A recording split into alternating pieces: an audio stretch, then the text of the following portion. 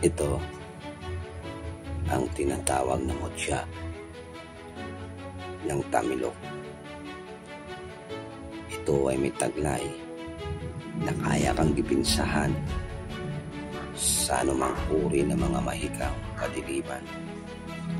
Ito ay may taglay depensa sa mga kulam, barang, inggit man, sumpa. Ito rin ay kaya kang dipinsahan sa bala, patalim man o itak.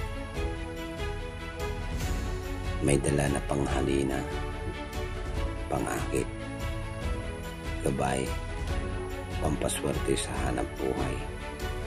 Ito ang taglay ng mutya ng Tamilok.